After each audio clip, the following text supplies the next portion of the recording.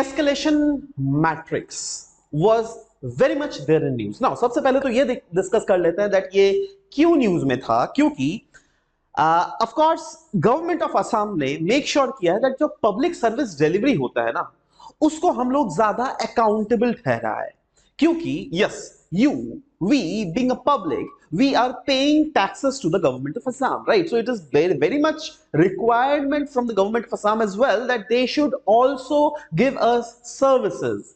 They should give us the services which are kind of accountable to the administration, as well as public should also feel good, right?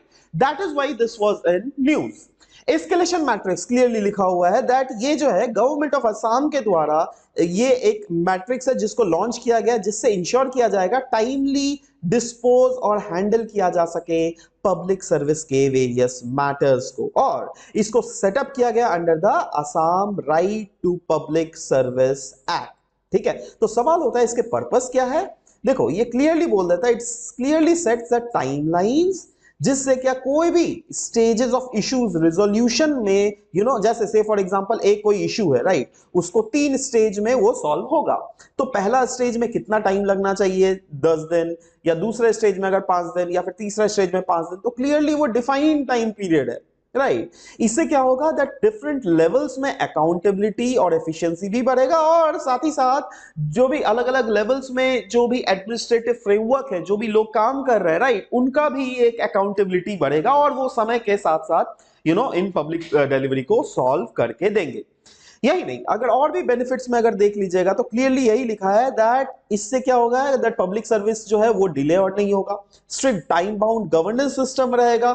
इससे क्या होगा that yes it will ensure the timely service delivery. यही नहीं, accountability भी ये ensure करेगा, क्योंकि जो भी ऑफिशियल्स हैं वो लोग रिस्पॉन्सिबल होंगे if they fail to deliver within the allotted time period. और यही नहीं, इससे स्ट्रेंथन होगा trust in the governance as well, क्योंकि सिटीजन्स जो है वो लोग empowered फील होंगे knowing that the delays will automatically be addressed right. और हम लोग अगर बात करें Assam right to public service act के बारे में, तो इसको पहला इनैक्ट किया गया था 2012, जिसको अमेंड किया गया था 2024 में, और इसके थ्रू जो गवर्नमेंट जो नॉर्मल पब्लिक है ना, उनको उनकी सहूलियत को और भी बढ़ गया, क्योंकि देखो नाम ही क्या है, Assam right to public service act right.